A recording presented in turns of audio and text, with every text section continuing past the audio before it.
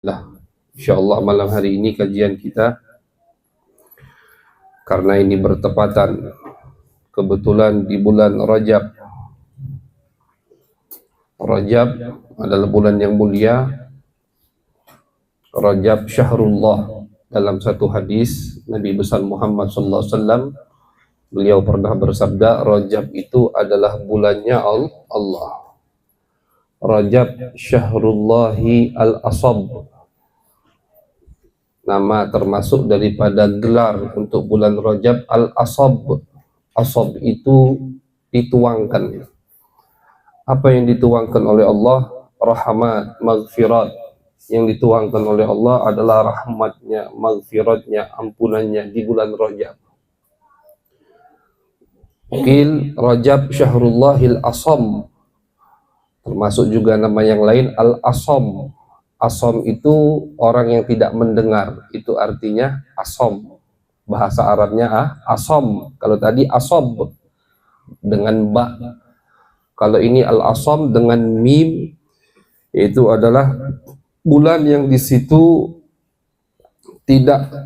seharusnya di bulan itu tidak dilakukan maksiat kepada Allah Subhanahu wa taala. Bulan Rajab. Jadi Rajab adalah bulan yang mulia, yang harus ketika kita masuk di bulan tersebut, kita harus ingat bahwasanya itu adalah bulan yang mulia, sehingga keberkahan, hadiah yang Allah berikan di bulan Rajab untuk umat Nabi besar Muhammad sallallahu alaihi wasallam itu tidak kita sia-siakan.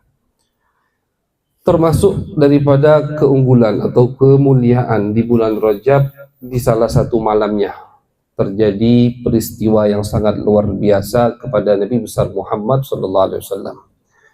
Karena kajian kita di setiap bulannya As-Sirah An-Nabawiyah, pembacaan sejarah Nabi besar Muhammad sallallahu alaihi wasallam, maka insyaallah malam hari ini kita akan ini jujur saja, ide ini baru tadi habis maghrib muncul. Tadi siang masih niatnya mau baca kitab.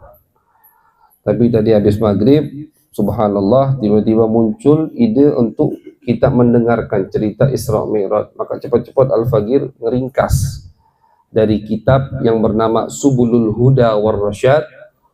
Al-Fagir ringkas sedikit daripada cerita Isra Mi'raj Nabi besar Muhammad sallallahu alaihi wasallam. Isra Mi'raj ini bukan kejadian biasa.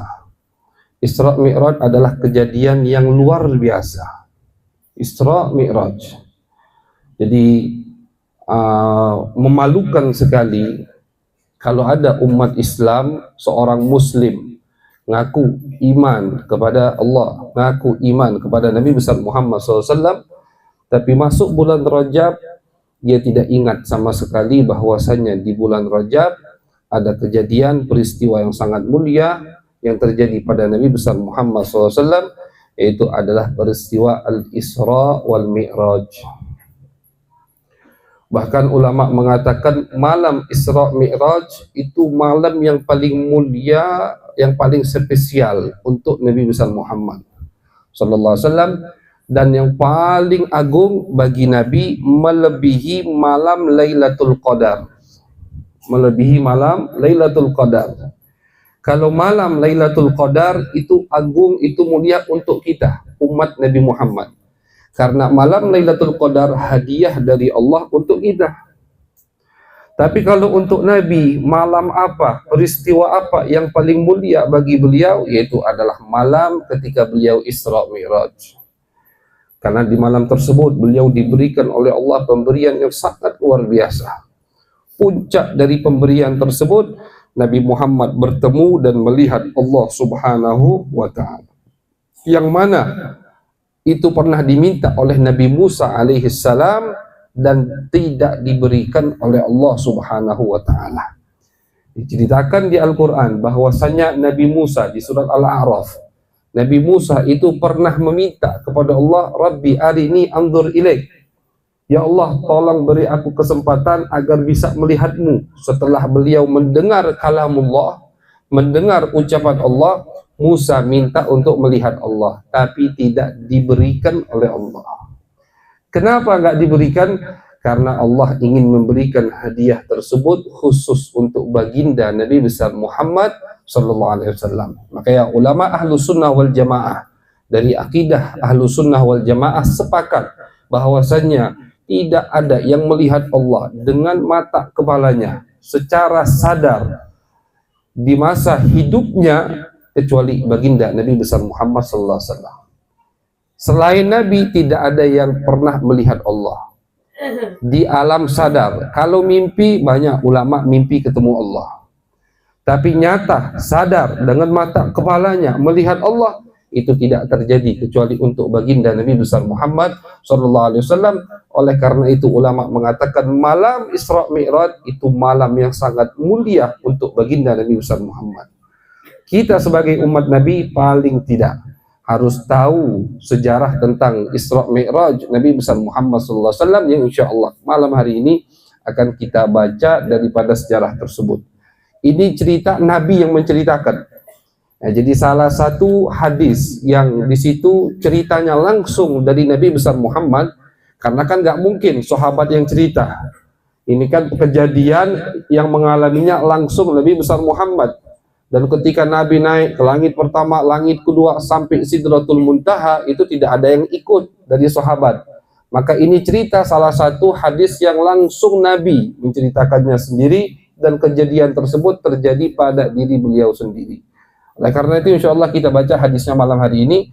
Qal, Nabi berkata, bainama ana indal baiti fil hijr. Jadi ulama khilaf. Nabi itu pertama kali tidak ada khilaf dari ulama bahwasannya Isra dan Mi'raj itu terjadi sebelum Nabi hijrah ke kota Madinah. Artinya Isra Mi'raj itu kapan terjadinya? Di kota Makkah. Di tahun berapa? Ada ulama yang mengatakan di tahun 10 setelah Nabi Muhammad diutus. Di tahun 10 setelah Nabi Muhammad diutus. Ada riwayat lain juga yang mengatakan 18 bulan sebelum beliau hijrah. Artinya 11 tahun setengah atau 11 tahun lewat sedikit setelah Nabi Muhammad diutus.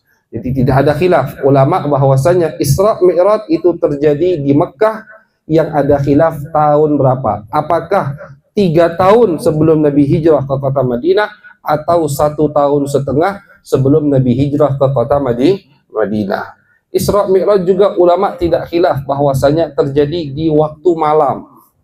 Di waktu malam, bukan siang, jadi bukan, tapi di waktu malam terjadi Isra Mi'raj.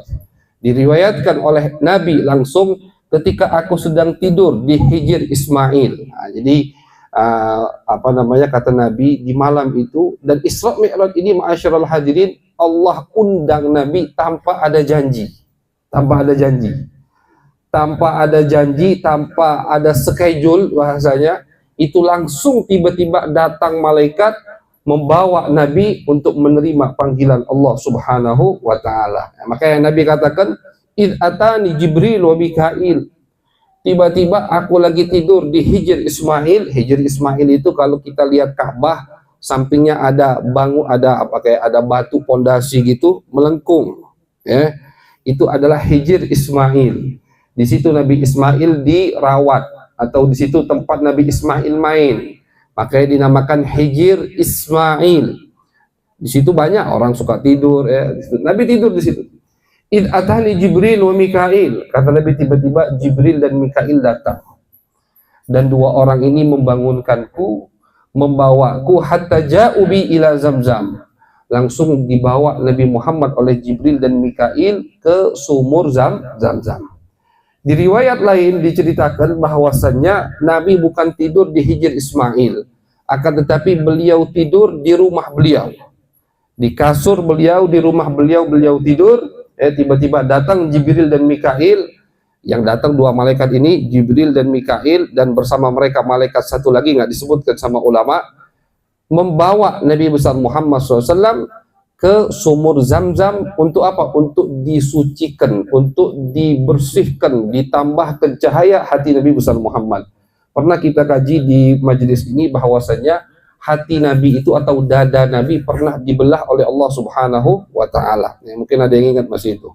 Dada Nabi pernah dibelah oleh Allah. Ulama sejarah mengatakan, ada riwayat yang mengatakan dibelah 4 kali, ada riwayat yang mengatakan dibelah 5 kali. Yang pertama ketika beliau masih kecil, yang kedua ketika beliau mau masuk masa muda, yang ketiga ketika beliau mau dilantik oleh Allah Subhanahu wa taala di umur 40 tahun, yang keempat ketika mau Isra Mi'raj. Jadi sebelum beliau dibawa kemana-mana oleh malaikat Jibril dan Mikail, Nabi dibelah dulu dadanya. Di mana? Di sumur Zam-Zam dibelah dadanya. Seperti yang kita sampaikan juga bahwasanya tidak ada kotoran pada hati Nabi besar Muhammad SAW, melainkan zaduhu tuhran ala tuhrin. Mereka menambahkan kesucian di atas kesucian. Mereka menambahkan cahaya di atas cahaya. Ya karena kan Nabi ini mau menghadap Allah. Yang mau dihadap adalah Allah. Kita kalau ngadep ulama, mental nggak kuat aja itu susah mau ngomong kan gitu. Kita ngadep ulama nih, guru kita, mental nggak kuat, nggak bisa ngomong, bungkem kita. Ini yang mau dihadap adalah Allah. Jadi hatinya butuh dengan cahaya, butuh dengan kekuatan. Oleh karena itu sama malaikat dibelah lagi dada Nabi besar Muhammad SAW untuk yang keempat kalinya, dan ditambahkan cahaya di atas cahaya. Setelah dibelah dada Nabi Muhammad, ditutup kembali, kemudian summa utiya bil buraq musarrajan mulajjaman. Kemudian Nabi didatangi oleh malaikat Jibril. Jadi Jibril Mikail ini bawa al-buraq. Buraq ini binatang yang seperti keledai, itu buraq. Ya, buraq ini binatang mirip dengan keledai. Tunggangannya semua nabi-nabi yang pernah dipanggil oleh Allah. Jadi Isra Mi'raj itu semua nabi pernah Isra Mi'raj. Semua nabi pernah dipanggil oleh Allah, tapi tidak sampai melihat Allah Subhanahu wa taala. Hanya nabi yang sampai ketemu dengan Allah. Nah, buraq ini sebelum ditunggangi oleh Nabi, banyak nabi-nabi dulu yang nunggangi buraq. Bedanya apa? Ketika buraq ingin menjemput Nabi Muhammad, Allah perintahkan buraq untuk dihiasi. Untuk dihiasi. Jadi hiasi, didandani buraq tadi. Ada hias-hiasan. Untuk apa? Memuliakan Nabi besar Muhammad sallallahu alaihi wasallam. Sedangkan ketika buraq menjemput nabi-nabi sebelum Nabi Muhammad, tidak ada hiasan sama sekali di atas buraq tersebut. Hanya untuk Nabi Allah hiasi buraq.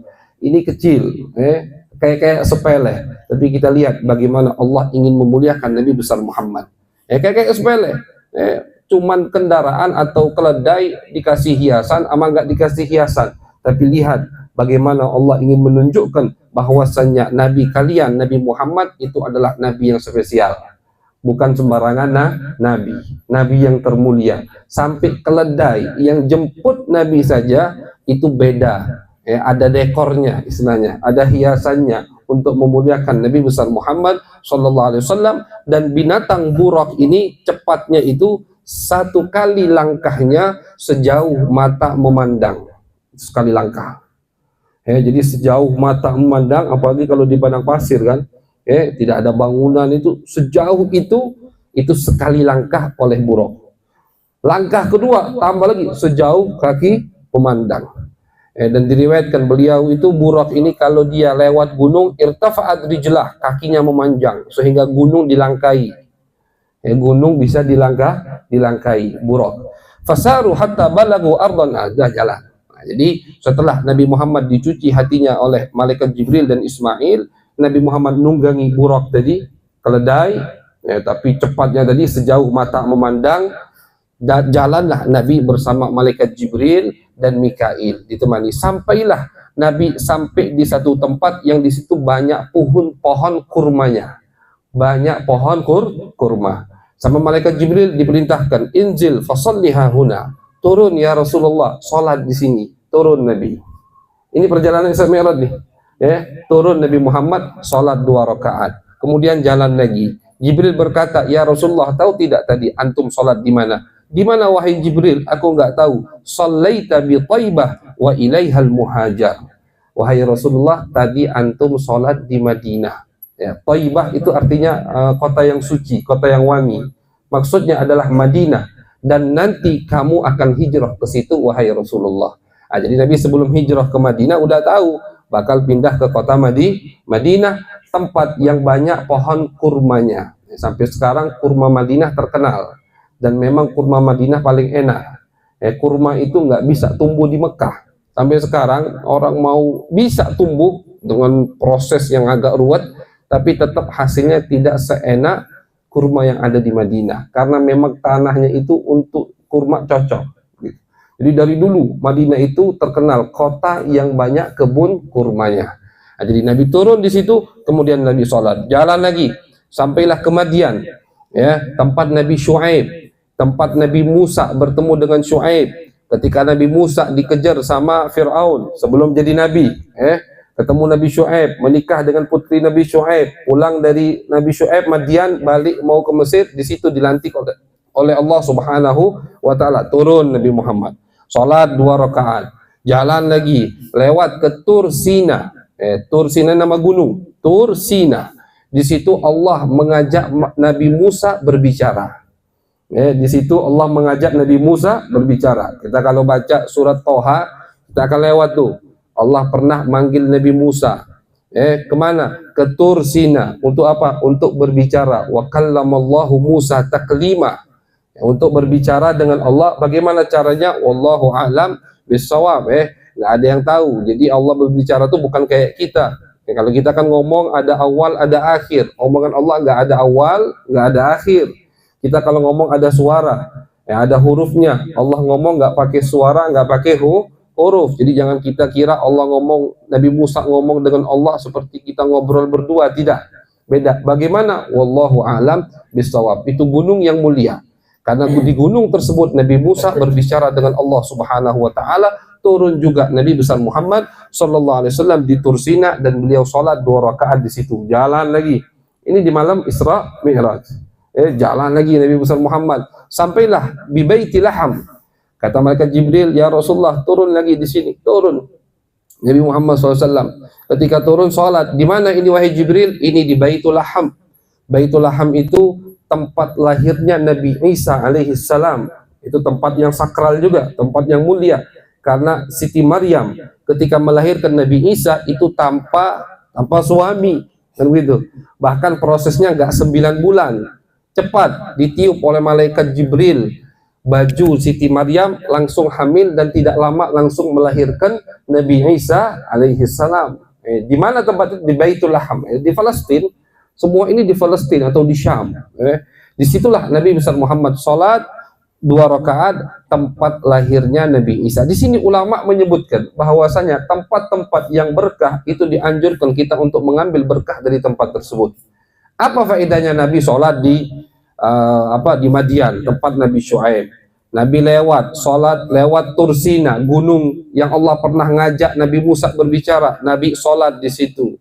Kemudian Nabi lewat lagi tempat lahirnya Nabi Isa, sholat 2 rakaat di situ. Ini kata ulama menunjukkan ketika kita lewat atau mampir ke tempat-tempat yang baik, dianjurkan kita untuk mengambil berkah dari tempat tersebut.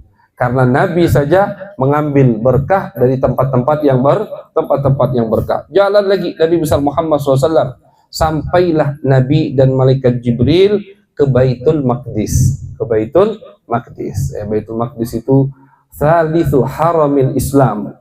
3 tanah suci ketiga yang dimiliki oleh agama Islam.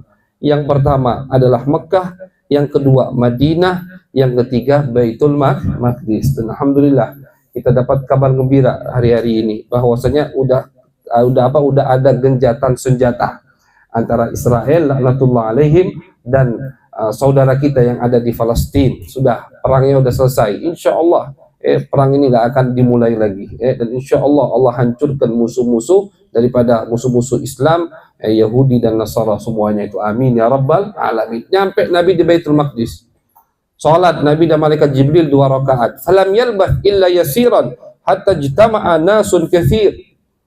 Nabi salat 2 rakaat dan malaikat Jibril nggak lama dari situ kumpul banyak orang. Nabi bingung, siapa ini?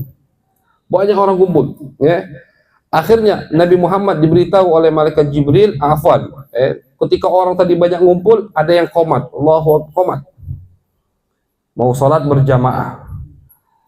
Ketika selesai qomat bingung siapa yang mau jadi imam. Nggak ada yang maju jadi imam.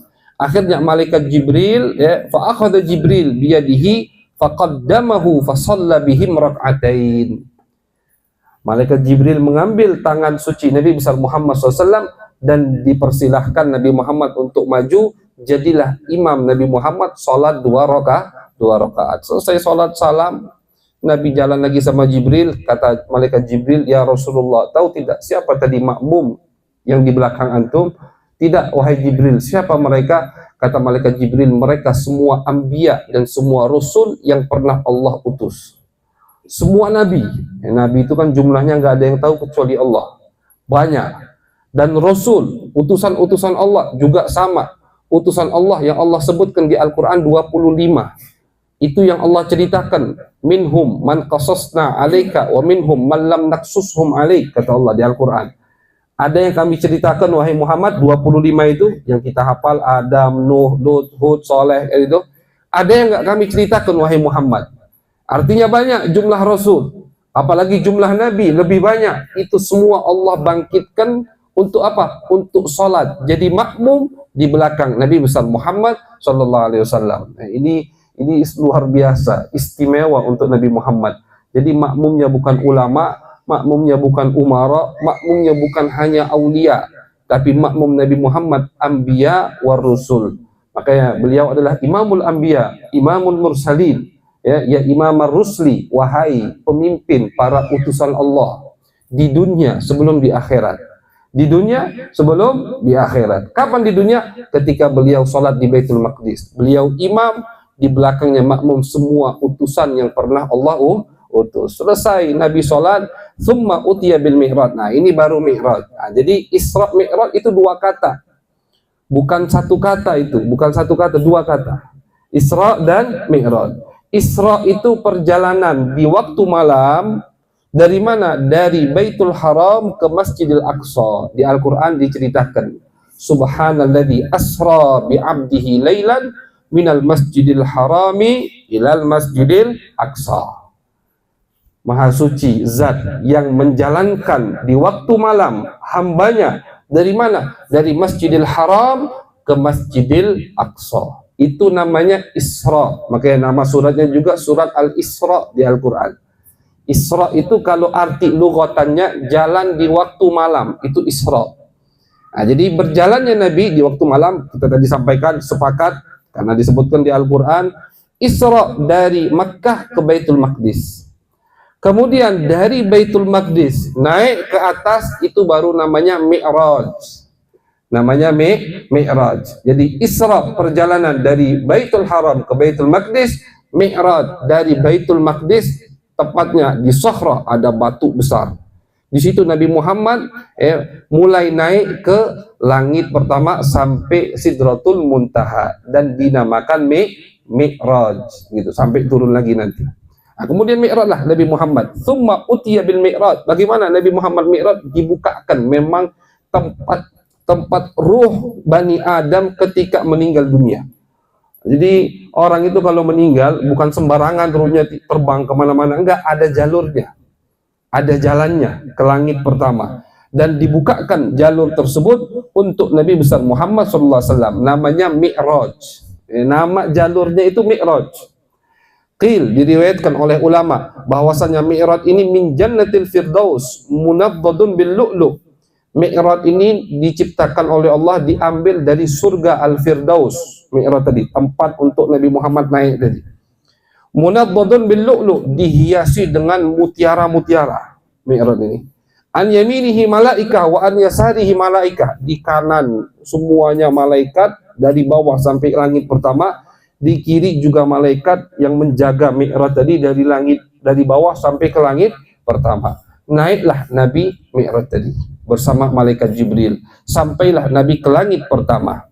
Langit pertama. Langit pertama ini adalah langit dunia. Jadi langit itu 7 lapis. Ada 7 langit. Kita kalau naik pesawat itu belum ke langit itu, kan itu baru di atas awan. Itu masih jauh lagi di atasnya langit pertama. Di atas langit pertama, langit kedua. langit ketiga, subhanallah, itulah ciptaan Allah subhanahu wa ta'ala. Makanya Allah katakan di Al-Quran, inna fi khalqis samawati wal ard la ayat liqaumin yatafakkarun. Kata Allah, dalam ciptaan langit dan bumi itu ada tanda-tanda kebesaran Allah bagi orang yang ingin bertafakkur, memikirkan bagaimana ciptaan langit dan bumi. Ciptaan yang sangat luar biasa. Jadi menunjukkan betapa agungnya sang Khalik, sang pencipta Allah subhanahu wa ta'ala. Jadi Nabi langit pertama dulu. Dan langit pertama ini dijaga oleh malaikat yang bernama Ismail. Dia ada malaikat, bukan Nabi. Ada malaikat namanya Ismail. Beliau menjaga langit pertama. Yaskunul hawa, beliau ini di langit pertama. Penjaga langit pertama. Di hadapan beliau ada sab'una alfa malak, 70.000 malaikat. Setiap 70.000 malaikat ini diriwayatkan oleh Imam Baihaqi. Ya, jadi alhamdulillah semua yang tadi yang kita sebutkan itu ada sumber kitabnya. Ya, bukan karang-karangan atau dari mimpi anak sekumpulan, enggak, ini dari kitab gitu. Dan kitabnya bersanad, cuman sanadnya karena waktunya mepet, sanadnya nggak kita sebutkan, kan begitu. Ya, jadi yakinlah sama cerita ini. Ini dari Imam Baihaqi. Langit pertama dijaga oleh malaikat yang bernama Ismail. Ismail ini memiliki pasukan 70.000 malaikat. Setiap dari 70.000 ini punya pasukan lagi 100.000 malaikat. Jadi memang makhluk atau ciptaan Allah, pasukan Allah. Allah sendiri yang mengatakan di Al-Quran, wa ma ya'lamu junuda rabbika illa huwa. Kata Allah, nggak ada yang tahu jumlah pasukan Allah kecuali Allah. Jadi kalau mau istilahnya ngelawan satu malaikat itu kita mustahil menang, kan gitu. Ini pasukan Allah. Malaikat Ismail ini saja di langit pertama, di depannya ada pasukannya 70.000 malaikat. Ini kayak jenderal semua. Nah, nanti jenderal ini punya anggota lagi. Setiap satu jenderal dari malaikat, anggota malaikat Ismail tadi punya anggota lagi 100.000 malaikat. Berarti 100.000 kali 700.000 kalikan udah gitu. Sampailah datang ke malaikat pertama. Dan malaikat Ismail ini diriwayatkan gak pernah naik ke langit lebih dari langit pertama dan gak pernah turun ke bumi. Tugasnya di situ. Jadi malaikat itu, makanya Allah katakan dalam Al-Quran, la ya'sunallah ma amarahum wa yaf'aluna ma yu'marun. Malaikat itu makhluk yang Allah ciptakan, dan ketika diciptakan gak pernah melanggar perintah Allah. Mereka melakukan apa yang ditugaskan oleh Allah. Ismail, Allah tugaskan di langit pertama, gak pernah naik ke langit kedua dan gak pernah turun ke bumi, kecuali satu kejadian, kata ulama. Kapan? Ketika meninggalnya Nabi besar Muhammad SAW. Malaikat Ismail ini turun ke bumi karena meninggal Nabi besar Muhammad SAW. Diketuk sama malaikat Jibril. Ini menunjukkan adab. Ya, malaikat ada pintunya. Jadi langit pertama, langit kedua, langit ketiga itu ada pintunya. Ini Nabi yang ceritakan. Kata Nabi, masuk ke langit pertama, diketuk oleh malaikat Jibril. Ditanya sama penjaga malaikat pertama, afwan, malaikat udah lewat tadi. Ini masuk ke pintunya udah. Ditanya sama yang jaga pintu, siapa? Jibril. Waman ma'ak, siapa yang bersamamu? Muhammad. Awaqad bu'itha ilai, udah diutus Muhammad, sudah dibuka akhirnya. Fa idza huwa Adam alaihi salam.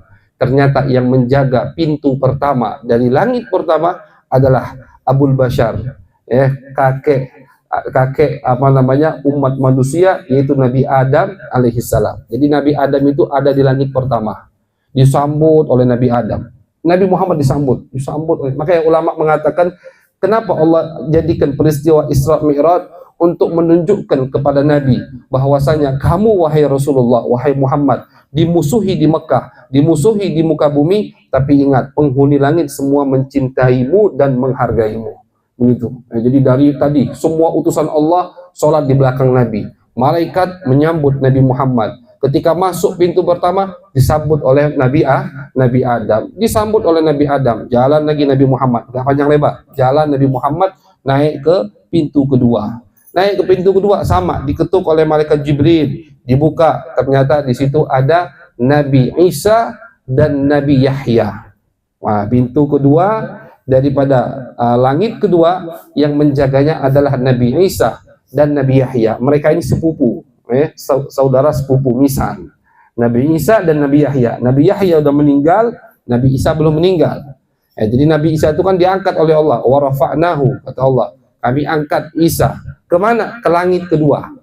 Kapan turun? Nanti di akhir daripada sebelum hari kiamat, ketika Dajjal muncul, turun Nabi Isa alaihissalam dari langit kedua. Dari langit kedua, disambut oleh Nabi Isa, disambut oleh Nabi Yahya, jalan lagi Nabi Muhammad sampai ke langit ketiga, diketuk lagi oleh malaikat Jibril, ditanya siapa? Jibril. Siapa bersamamu? Muhammad. Sudah diutus. Dibuka, ternyata di situ ada Nabi Yusuf alaihissalam. Jadi pintu langit ketiga ada Nabi Yusuf. Kata Nabi, fa idza huwa qad u'tiya syatrul husn. Kata Nabi Muhammad, Yusuf ini Allah berikan setengah dari ketampanan. Jadi saking gantengnya Nabi Yusuf, setengah ketampanan yang ada di muka bumi ini dimiliki oleh Nabi Yusuf. Tapi cuma setengah. Kalau Nabi Muhammad semua ketampanan. Nah, makanya Nabi Yusuf cuma diberikan setengah. Kalau Nabi Muhammad ketampanannya semua dimiliki oleh Nabi Muhammad SAW. Cuma pernah kita sebutkan, kenapa nggak ada cerita di zaman Nabi Muhammad perempuan sampai motong tangannya, kan gitu. Kalau Nabi Yusuf kan diceritakan di Al-Quran, ketika Zulaikha ingin menunjukkan kepada teman-temannya bahwasanya aku terpesona dengan kegantengan Yusuf, sehingga aku menggoda Yusuf, dikumpulkan oleh Zulaikha teman-temannya, diberikan buah-buahan samolading, suruh Nabi Yusuf lewat, yang motong buah tadi bukan buah yang dipotong, tapi tangannya yang dilukai, tanpa mereka sadari itu. Nabi Yusuf lewat, baru teriak semua, darah. Itu Nabi Yusuf. Tapi di zaman Nabi Muhammad, dengan kegantengan yang Allah berikan semua untuk Nabi, tidak ada cerita satu perempuan pun yang terfitnah dengan kegantengan Nabi Muhammad. Ulama menjawab, karena Nabi ganteng, jamal, indah, dibarengi dengan rahmatan lil alamin. Beliau itu diutus sebagai rahmat. Maka kegantengan beliau, keindahan beliau, apapun yang dinisbatkan kepada Nabi, apapun yang Allah berikan untuk Nabi, tidak akan menimbulkan fitnah untuk umat manusia, melainkan rahmat untuk semua umat. Jadi itu bedanya. Nabi semua ketampanan, tapi nggak sampai ada perempuan yang sampai melukai dirinya, karena ketampanan beliau dibarengi dengan rahmatan lil alamin. Itu di langit ketiga. Lewat langit ketiga, naik lagi langit keempat. Nggak disebutkan sama Nabi jaraknya berapa. Begitu, jaraknya tentu tinggi. Langit keempat, diketuk, dibuka. Ternyata langit keempat yang menjaganya adalah Nabi Idris. Nabi Idris ini diriwayatkan juga termasuk salah satu dari Nabi yang belum meninggal. Jadi ada 3 Nabi yang belum meninggal. Yang pertama Nabi Khidir alaihissalam. Ada 4 Nabi. Yang pertama Nabi Khidir alaihissalam, sepakat ulama. Yang kedua Nabi Isa, juga sepakat ulama. Yang ketiga Nabi Idris, yang keempat Nabi Ilyas. 2 ini khilaf. Ada perselisihan pendapat ulama. Jadi ada 4 Nabi yang belum meninggal sampai sekarang. 2 ulama sepakat, 2 lagi ada khilaf. Siapa yang sepakat ulama? Nabi Khidir alaihissalam dan Nabi Isa alaihissalam. Itu sepakat ulama. Bahkan banyak ulama yang ketemu, mereka mencatat ketemu dengan Nabi Khidir. Bahkan ketika Nabi wafat, Nabi Khidir juga hadir dalam penyolatan jenazah dan penguburan Nabi besar Muhammad sallallahu alaihi wasallam. Nabi Isa, Al-Quran yang mengatakan. Yang 2 khilaf, Nabi Idris dan Nabi Ilyas. Diriwayatkan bahwasannya Nabi Ilyas dan Nabi Khidir itu setiap musim haji selalu haji dan selalu ketemuan di Arafah. 2 orang ini, 2 Nabi ini haji terus itu, ketemu di Arafah. Diriwayatkan begitu. Langit keempat yang menjaganya adalah Nabi Idris alaihissalam. Dibuka oleh Nabi Idris, disambut, naik lagi Nabi Muhammad ke langit kelima. Langit kelima diketuk, yang membuka Nabi Harun alaihissalam. Kata Nabi Harun jenggotnya panjang. Nabi ceritakan, jenggotnya itu sampai ke pusar beliau. Saking panjangnya jenggot Nabi Harun. Jenggotnya itu setengah, ubannya itu setengahnya lagi masih hitam. Itu Nabi sebutkan sifatnya. Naik ke langit ke-6, fa idza huwa Musa alaihissalam. Langit ke-6 yang menjaga Nabi Musa alaihissalam. Disambut sama Nabi Musa. Kemudian ketika Nabi ingin meninggalkan Nabi Musa menangis. Ditanya sama Nabi Muhammad, Jibril, kenapa Musa nangis habis ketemu aku? Apa kata Jibril? Ya Rasulullah, Nabi Musa itu cemburu. Cemburu bukan hasud, bukan cemburu. Ternyata ini Nabi yang umatnya akan masuk surga lebih banyak daripada umatku. Ternyata ini Nabi yang keutamaannya, keunggulannya, kelebihannya yang sering aku baca di kitab suciku, yaitu kitab suci Taurat. Karena di kitab suci At-Taurah yang asli dulu itu banyak keunggulan tentang kita umat Nabi Muhammad. Sampai-sampai Nabi Musa tiap baca keunggulan ini, kelebihan ini, Nabi Musa minta sama Allah, ya Allah, tolong berikan kelebihan ini untuk umatku. Dijawab sama Allah, tidak wahai Musa, itu untuk umat Nabi Muhammad. Lewat lagi, baca lagi, minta lagi Nabi Musa, ya Allah, berikan ini untuk umatku Bani Israel. Tidak ya Allah, tidak wahai Musa, itu untuk umat Nabi Muhammad. Sampailah Nabi Musa akhirnya mengatakan kepada Allah, ya Allah, ij'alni min ummati Muhammad. Kalau begitu jadikan aku termasuk dari umat Nabi Muhammad. Saking banyaknya kelebihan yang Allah berikan untuk kita. Nah, itu Nabi Musa belum, kan Nabi Muhammad belum lahir. Begitu.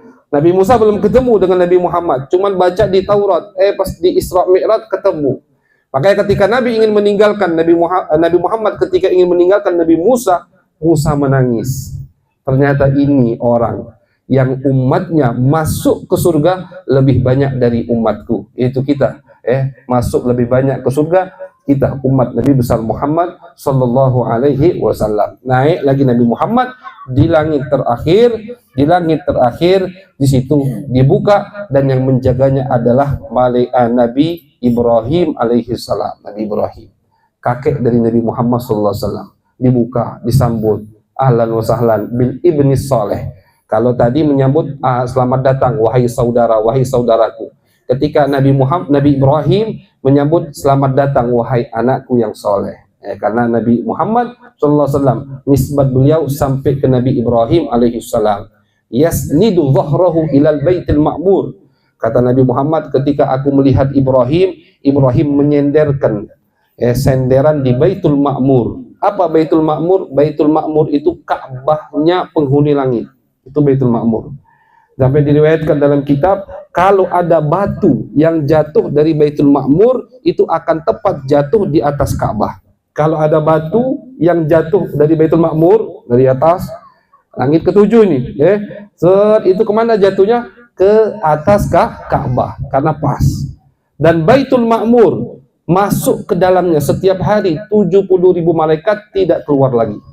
Dari Baitul Ma'mur diciptakan oleh Allah sampai hari ini, itu setiap hari 70.000 malaikat masuk ke situ dan gak keluar lagi.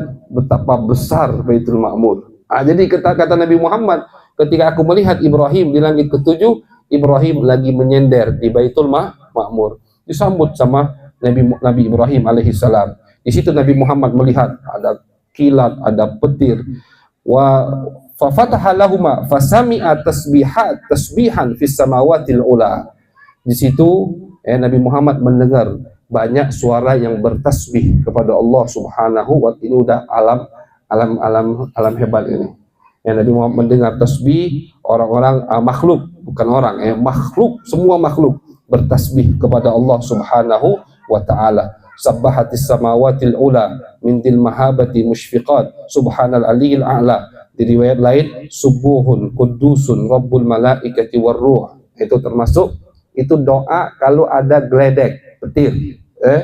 Kalau kita dengar geledek petir, jangan cuma teriak, perempuan jangan cuma teriak, baca zikirnya, subuhun kudusun rabbul malaikati warruh. Subuhun kudusun rabbul malaikati warruh. Ini termasuk zikir yang dianjurkan oleh Nabi ketika kita mendengar petir, begitu.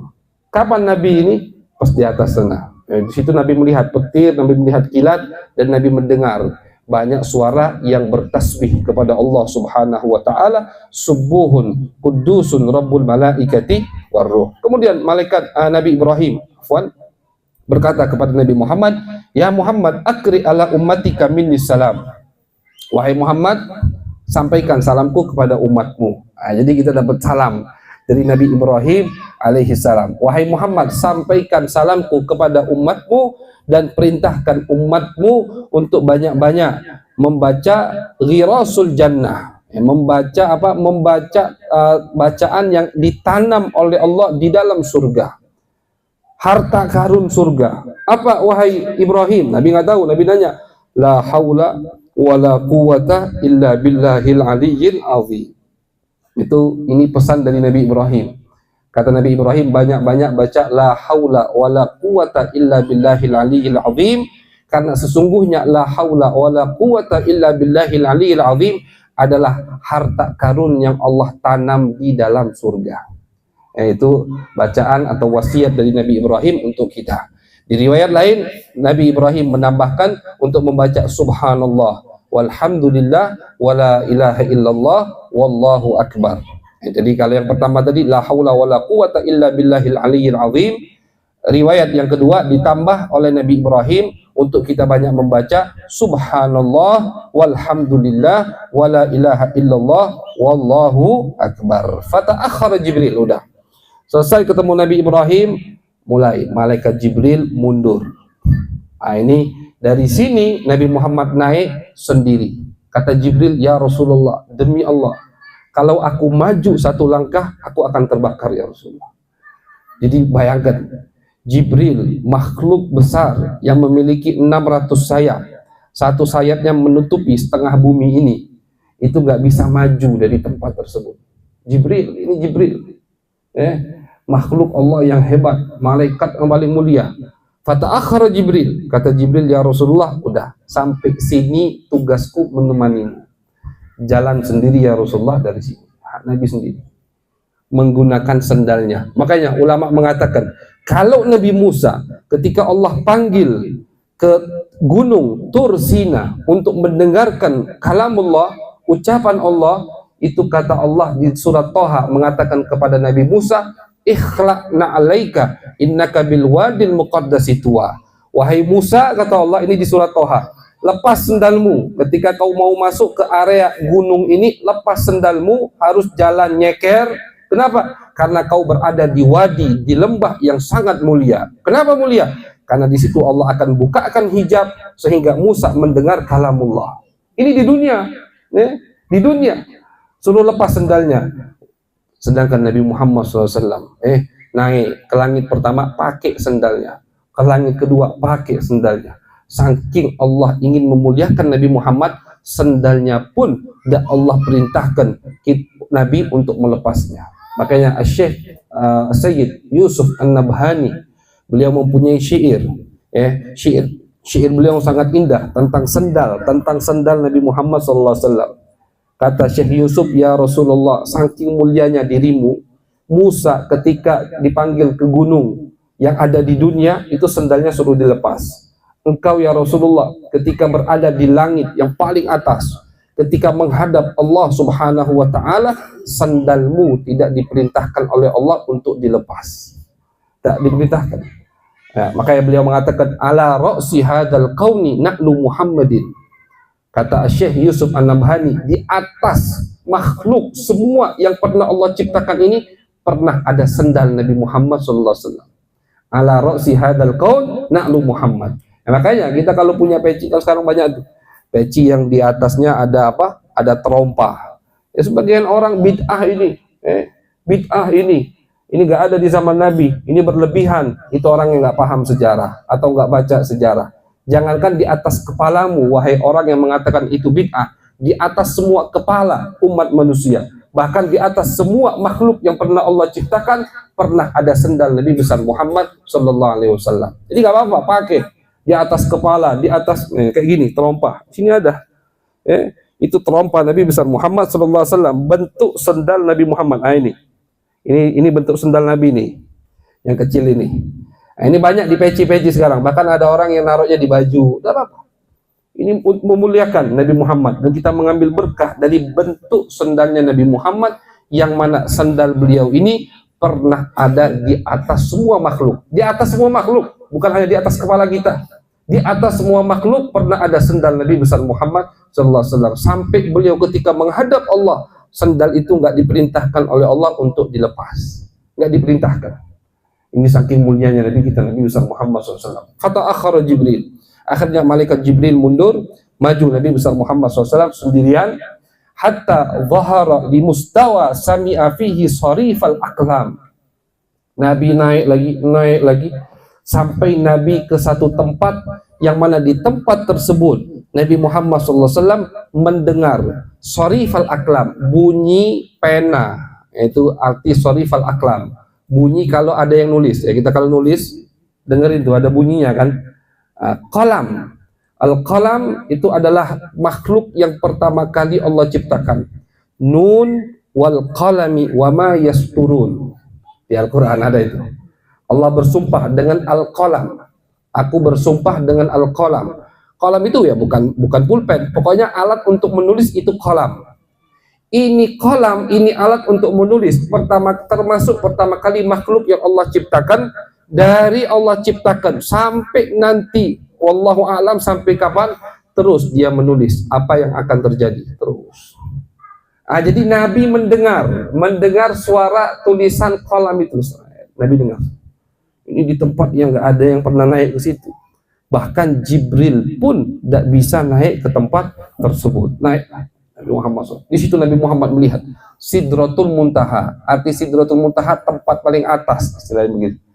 Apa Nabi lihat? Kata Nabi, aku lihat hal-hal yang luar biasa. Aku lihat ada pohon, daunnya itu besar luar biasa. Daunnya itu kata Nabi, itu kalau diturunkan ke bumi akan menutupi semua bumi ini. Jadi kalau siang daun itu turun, gelap langsung ini. Saking besarnya daun tersebut, menunjukkan betapa agungnya Allah Subhanahu wa Ta'ala. Dan kita akan tafakur, kita akan malu, mau sombong apa kalau dibandingkan dengan kebesaran makhluk Allah yang ada di atas sana. Jadi daunnya itu kata Nabi, kalau turun ke bumi akan menutupi semua muka bumi ini. Satu daun yang ada di Sidratul Muntaha. Itu dilihat sama Nabi Muhammad SAW. Sampailah Nabi Muhammad dibuka hijab, fara'a rabbahu fakharran nabiyyu sallallahu alaihi wasallam sajida. Nabi melihat Allah, dibukakan hijab. Bagaimana Nabi melihat Allah? Wallahu a'lam bisawab. Enggak ada yang tahu. Bukan seperti kita saling pandang. Kalau kita saling pandang, ada yang dilihat, ada yang melihat. Yang melihat di sini, yang dilihat di sana. Kan begitu. Ini enggak. Allah enggak butuh tempat, Allah enggak butuh waktu, Allah enggak butuh semua yang ada, yang dibutuhkan oleh makhluk. Bagaimana Nabi melihat Allah? Di situ kita tidak boleh lanjut. Jadi dibukakan hijab oleh Allah sehingga Nabi melihat Allah Subhanahu wa Ta'ala dan Nabi sujud di hadapan Allah. Ini puncak kemuliaan yang dirasakan oleh Nabi Muhammad. Kenikmatan yang luar biasa. Bahkan ketika diriwayatkan oleh Abu Said Muhammad dalam kitab beliau wa huwa bil ufuqil a'la, ketika Nabi ingin turun, Nabi agak berat sudah mau turun. Saking nikmatnya. Kalau para aulia itu berduaan dengan Allah nggak mau pisah, ini bagaimana orang yang melihat Allah? Saking nikmatnya Nabi nggak mau turun. Sampai-sampai akhirnya sama Allah diberikan hadiah lagi. Wahai Muhammad, turun dan kau akan rasakan apa yang kau rasakan sekarang ketika kau sedang sholat, wahai Muhammad. Ya makanya kita sering dengar dalam hadis Nabi itu kalau lagi sumpah langsung manggil Bilal, Bilal masuk belum waktu sholat. Arihna biha ya Bilal, hibur kami dengan sholat wahai Bilal. Karena sholat mi'rajur ruh, as-salatu mi'rajur ruh lil mu'min. Ini bukan hadis betul atau tidak bersanad ke Nabi, bersanad ke salah satu tabi'in atau sahabat, tapi artinya benar. Bahwasanya ketika kita sholat, makin khusyuk kita sholat, makin bisa kita mencicipi apa yang dirasakan oleh Nabi ketika Isra Mi'raj. Jadi kata Allah, jangan sedih wahai Muhammad, turun, apa yang kau rasakan sekarang akan aku letakkan di dalam salatmu wahai Muhammad. Makanya Nabi katakan, hubbiba ilayya min dunyakum thalath. Kata Nabi, yang aku cintai dari dunia kalian ini 3. Salah satunya as-shalah. Pertama kali yang disebutkan oleh Nabi adalah salat. Jadi Isra Mi'raj ini termasuk ulang tahunnya salat. Ini pesan buat kita agar tidak meninggalkan salat atau menteledorkan salat. Kapan diwajibkan salat? Di malam Isra Mi'raj. Salah satu banyak perbincangan Nabi dengan Allah panjang. Salah satunya Allah wajibkan salat 50 waktu 50 waktu ketika Nabi selesai berbincang dengan Allah, ditutup kembali hijab, Nabi Muhammad turun di langit ke-7. Nabi Ibrahim gak komentar. Di langit ke-6 Nabi Musa komentar. Kata Nabi Musa, wahai Muhammad, apa yang diwajibkan oleh Allah kepada umatmu? Jawab Nabi, 50 waktu sholat. 50 Pak.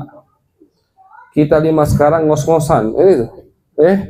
Berat-beratan. Ada orang yang baru sholat maghrib isya, subuhnya belum. Kan ini 50. Kata Nabi Musa, ya Muhammad, balik lagi kepada Allah. Minta keringanan. Umatmu gak akan sanggup sholat 50 waktu. Kalau nggak salah pernah kita hitung, ya kan 50 waktu berarti kurang lebih setiap setengah jam atau 20 menit. Setiap 20 menit ada azan, ada qomat. Bayangin coba. Bukan sepi lagi masjid. Mungkin yang azan yang qomat nggak ada. Azan qomat setiap 20 menit, 24 jam. 50 waktu dibagi 24 jam, kurang lebih setiap 20 atau 25 menit ada sholat. Naik Nabi Muhammad demi kita menghadap Allah lagi. Minta dikurangi, sama Allah dikurangi 5 waktu. 45. Turun lagi ke Nabi Musa. Kata Nabi Musa, wahai Muhammad, kurang, masih kebanyakan. Minta lagi 5. Bolak-balik Nabi Muhammad. Dari Nabi Musa menghadap Allah lagi. Nah, jadi kata ulama, Nabi itu ketika Isra Mi'raj bukan sekali melihat Allah, tapi berkali-kali. Naik lagi. Dan Allah tahu nggak? Allah tahu ini bakal jadi 5 waktu. Allah tahu. Allah itu maha mengetahui. Allah tahu semuanya, kan begitu. Kalau ada yang ngomong Allah nggak tahu, itu hati-hati imannya itu. Allah tahu semuanya. Allah tahu sholat bakal jadi 5 waktu, tapi sengaja Allah 5.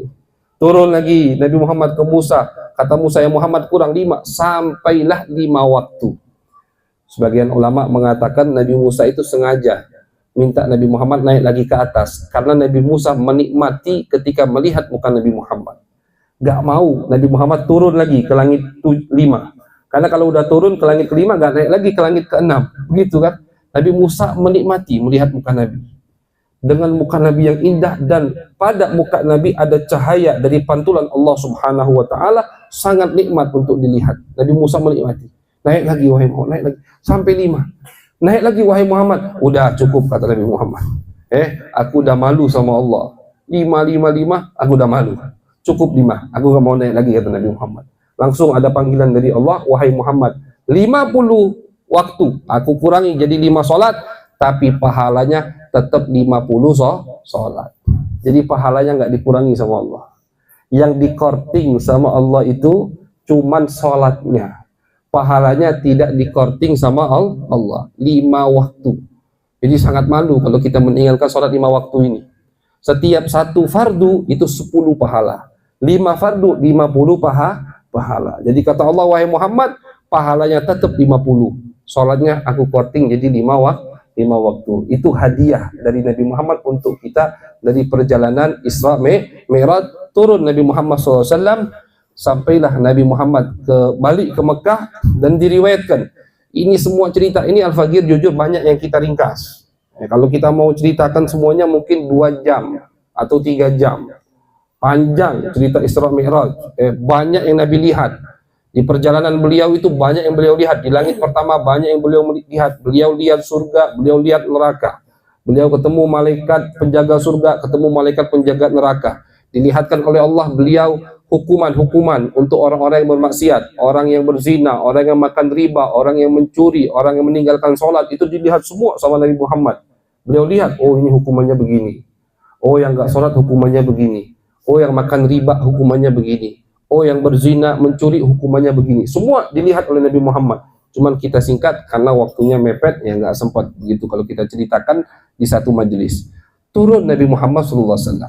Diriwayatkan oleh ulama, ketika Nabi turun, itu tempat tidur Nabi kan turun langsung kembali ke Mekah. Tempat tidur Nabi itu masih hangat. Ya, kita kan kalau habis duduk satu tempat, kita diri, hangat tempat duduk itu. Atau kita habis rebahan, habis tiduran satu tempat tadi kalau kita berdiri hangat, itu tempatnya masih hangat. Artinya sekejap kalau waktu dunia, cuman sesaat Nabi pergi.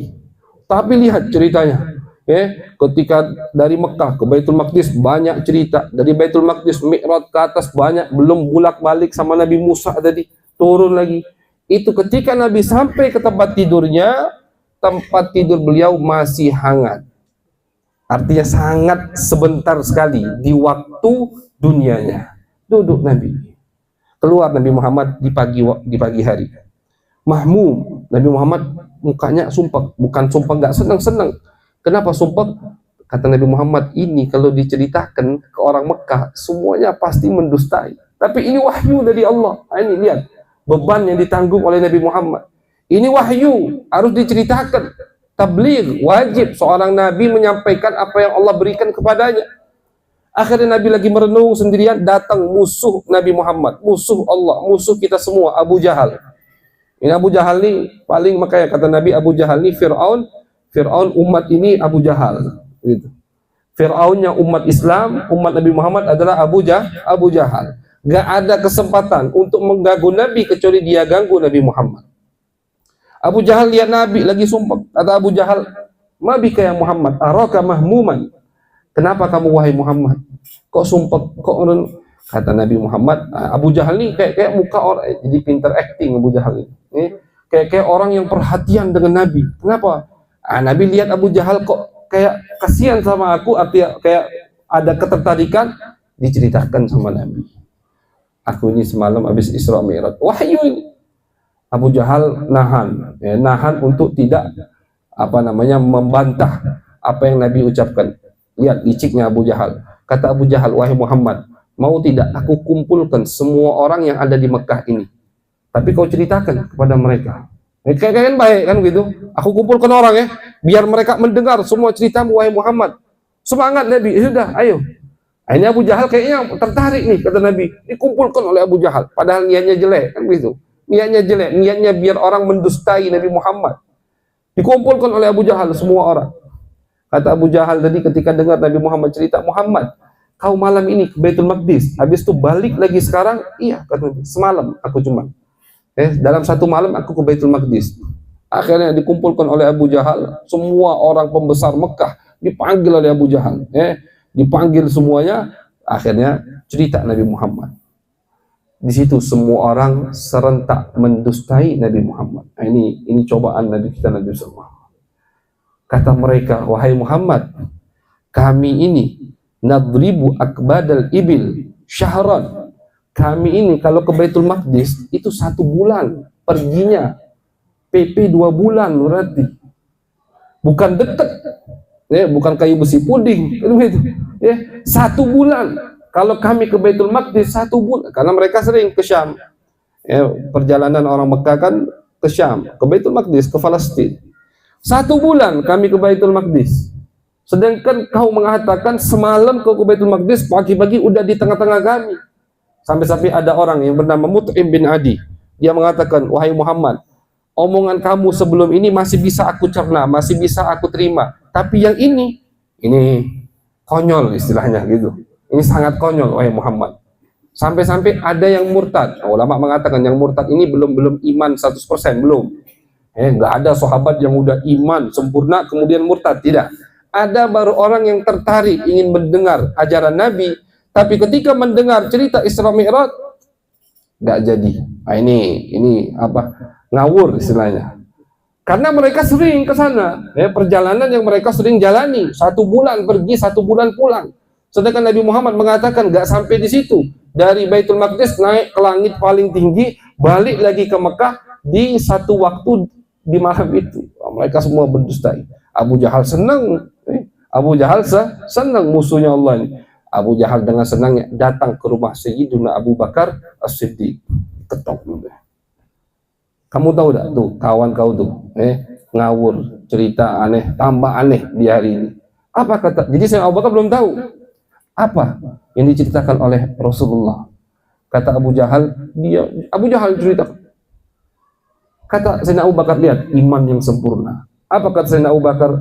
Awaqad qalahu, yang cerita kepadamu, yang ngomong itu betul Muhammad? Iya, kata Abu Jahal, Muhammad yang ngomong. Kata Sayyidina Abu Bakar Siddiq, in kana qad qalahu fa ana mu'minun bihi. Kalau yang ngomong Nabi, aku iman. Kalau yang ngomong, yang kau dengar cerita itu keluar dari mulut Muhammad, maka aku iman, aku percaya. Falidzalika summiya siddiqan. Dari saat itu Sayyidina Abu Bakar dijuluki As-Siddiq, orang yang sangat percaya dengan Nabi Muhammad. Makanya Nabi Muhammad itu luar biasa cintanya kepada Abu Bakar. Sering Nabi Muhammad mengatakan kepada sahabat, jangan ganggu temanku Abu Bakar. Kalian tidak ada yang aku ajak untuk masuk Islam kecuali ada waktu untuk memikir, kecuali Abu Bakar. Dan Abu Bakar itu ketika diajak masuk Islam oleh Nabi Muhammad langsung mengucapkan 2 kalimat syahadat. Gak panjang lebar, gak pakai mikir. Sampai-sampai Abu Jahal bingung dengan imannya Abu Bakar As-Siddiq. Kata Sayyidina Abu Bakar, kalau Muhammad yang ngomong, aku percaya. Aku iman, gak banyak ngomong. Tapi Sayyidina Abu Bakar tetap datang ke Nabi. Kata Sayyidina Abu Bakar, ini depan orang musyrikin Mekah. Kata Sayyidina Abu Bakar, ya Rasulullah, tolong ceritakan kepada mereka, sifatkan kepada mereka Baitul Maqdis. Karena mereka kan sering ke Baitul Maqdis. Nabi belum pernah. Ya, Nabi kan belum pernah ke Baitul Maqdis dan mereka semua tahu. Ya, mereka semua tahu Nabi nggak pernah ke Baitul Maqdis. Ceritakan ya Rasulullah kepada mereka Baitul Maqdis. Dan Abu Bakar pernah ke Baitul Maqdis. Malaikat Jibril datang dan membawa gambaran Baitul Maqdis. Dihadapkan di depan Nabi Muhammad. Nabi nyipati, kata Nabi pintunya ada sekian, jendelanya ada sekian. Di tiang ini pintu utama di bagian barat, di bagian timur. Dengan detail disifati oleh Nabi Muhammad. Setiap Nabi Muhammad mensifati, apa kata Sayyidina Abu Bakar Siddiq? Asyhadu annaka Rasulullah. Aku bersaksi kau utusan Allah. Aku bersaksi kau utusan Allah. Aku bersaksi kau utusan Allah ya Rasul. Itu ucapan yang terus diucapkan karena Abu Bakar pernah ke Baitul Maqdis. Tapi lihat yang diucapkan oleh Abu Jahal dan teman-temannya. Oh, ini dukun hebat. Ini penyihir hebat. Oh, ini Muhammad jinnya hebat ini. Tahu dia Baitul Maqdis. Padahal mereka tahu. Nabi jujur, mereka yakin Nabi jujur. Tapi sang iman, ini masalah iman. Hatinya udah ditutup oleh Allah, mau dikasih bukti apapun gak bakal iman. Sedangkan Abu Bakar As-Siddiq makin tambah imannya, makin tambah, makin tambah. Abu Jahal makin dusta, makin dusta, makin dusta. Gak cukup sampai di situ. Kata mereka, wahai Muhammad, minta bukti lagi. Apa? Ini kami ini lagi nunggu Ir itu dagangan, onta yang membawa dagangan mereka. Kapan dagangan kami sampai? Oh, kata Nabi 3 hari lagi. Karena di perjalanan pulang itu Nabi ngelewati. Kata Nabi 3 hari lagi. Dan di salah satu rombongan onta itu ada onta yang kakinya patah. Dikasih gitu belum? Ada onta yang kakinya patah karena Nabi Muhammad. Ditunggu sama mereka di hari Rabu kalau nggak salah. Sebelum matahari terbenam di hari Rabu, kata Nabi, dagangan kalian akan sampai ke Mekah. Oh, sore hari Rabu, semua musyrikin Mekah itu mereka Mereka ke pintu Mekah, ke pintu masuk gerbang masuk kota Mekah untuk membuktikan ucapan Nabi Muhammad. Diriwayatkan di situ salah satu waktu Nabi mengundurkan matahari. Itu matahari udah mau terbenam, tapi ontanya agak telat. Kata Nabi, ya Allah, tolong jangan terbenamkan dulu matahari. Terjadi 2 kali. Itu pertama. Yang kedua, Nabi pernah mengundurkan matahari biar tidak terbenam. Itu ketika di Madinah. Nabi lagi tidur di pangkuan Al-Imam Ali bin Abi Thalib. Imam Ali belum sholat asar. Imam Ali belum sholat asar. Nabi tidur di pangkuannya. Aduh, bingung ini. Mau dibanguni Nabi lagi tidur. Kan begitu. Akhirnya Nabi bangun sendiri. Kata Nabi, wahai Ali, sholat belum kau? Belum ya Rasulullah. Nabi lihat matahari udah mau terbenam. Dicegah sama Nabi untuk terbenam. Semua makhluk Allah jadikan hamba untuk Nabi besar Muhammad SAW. Semua yang Allah ciptakan, matahari itu makhluk besar. Matahari makhluk besar, panas, begitu luar biasa. Nabi cegah, jangan terbenam dulu wahai matahari, karena Ali belum sholat asar. Ya Allah, Ali ini khidmah denganku, tidak mau ganggu aku tidur. Tolong ya Allah, jangan terbenamkan dulu matahari. Ali belum sholat asar. Sayyidina Ali sholat asar, baru matahari terbenam. Itu yang kedua. Yang pertama kapan? Ketika habis Isra Mi'raj. Ya Allah, jangan terbenamkan dulu sampai ontanya datang. Sampailah muncul onta, rombongan onta tadi. Ada orang yang mengatakan, tuh ontanya datang. Satu lagi ngomong, itu matahari terbenam. Jadi pas dengan matahari terbenam, onta tadi sampai. Didatangi sama mereka. Ada nggak onta yang kakinya patah? Oh ya ada onta yang kakinya patah. Apa kata mereka? Oh, Muhammad ini dukun yang luar biasa, tidak iman. Padahal mereka minta bukti, tapi tetap tidak iman kepada apa yang sudah dibuktikan oleh Nabi besar Muhammad sallallahu alaihi wasallam. Sedangkan Abu Bakar As-Siddiq tambah kuat imannya kepada Nabi besar Muhammad sallallahu alaihi wasallam. Ini kurang lebih cerita atau sejarah tentang Isra Mi'raj Nabi besar Muhammad sallallahu alaihi wasallam. Jadi kejadian yang sangat luar biasa untuk Nabi, sangat sakral, sangat agung, sangat istimewa yang pernah dilalui oleh Nabi kita Nabi besar Muhammad sallallahu alaihi wasallam. Ulama mengatakan yang mengingkari cerita Isra kafir, murtad. Kenapa? Karena cerita Isra disebutkan dengan jelas di dalam Al-Quran. Tadi ayat yang kita baca, Subhanalladzi asra. Jadi yang mengingkari cerita Isra itu murtad karena mengingkari Al-Quran. Tapi yang mengingkari Mi'raj tidak sampai murtad, melainkan dia fasik. Kenapa? Karena cerita Mi'raj tidak dari Al-Quran, melainkan dari hadis-hadis Nabi besar Muhammad sallallahu alaihi wasallam. Jadi di Al-Quran tidak ada cerita dengan jelas. Allah mengatakan Nabi Muhammad aku mi'rajkan dari Baitul Maqdis sampai ke Sidratul Muntaha, itu enggak ada. Jadi yang mengingkari Mi'raj sesat, fasik, tapi tidak sampai murtad. Naudzubillah min dzalik. Jadi itu kejadian yang sangat luar biasa terjadi di bulan Rajab. Jadi kita harus ingat setiap bulan Rajab kita ingat. Jadi setiap bulan itu kalau ada kejadian yang berkaitan dengan Nabi kita Nabi besar Muhammad harus kita ingat. Selesai bulan Rajab, di bulan Sya'ban cari tahu apa nih yang terjadi di bulan Sya'ban. Apa yang berkaitan dengan Nabi di bulan Sya'ban. Selesai bulan Sya'ban, ada bulan Ramadan juga begitu. Oh, lebih banyak lagi bulan Ramadan. Selesai Ramadan, Syawal ada peperangan yang terjadi di bulan Syawal. Dzulqa'dah juga begitu, Dzulhijjah. Jadi setiap waktu itu kita gunakan untuk mengingat dan mengenang Nabi besar Muhammad sallallahu alaihi wasallam. Jangan sampai ada satu peristiwa yang istimewa terjadi kepada Nabi kita lupa dengan kejadian tersebut. Karena kalau kita betul cinta kepada Nabi, kita akan tahu atau ingin tahu dengan apa yang terjadi kepada baginda Nabi besar Muhammad sallallahu alaihi wasallam. Mudah-mudahan perkumpulan ini membawa keberkahan dan kita diberikan oleh Allah, dicicipi oleh Allah Mi'raj apa yang dirasakan oleh Nabi besar Muhammad sallallahu alaihi wasallam. Amin ya rabbal alamin. Sallallahu alaihi sayyidina Muhammad wa ala alihi wa sahbihi wa baraka wasallam. Walhamdulillahi rabbil alamin.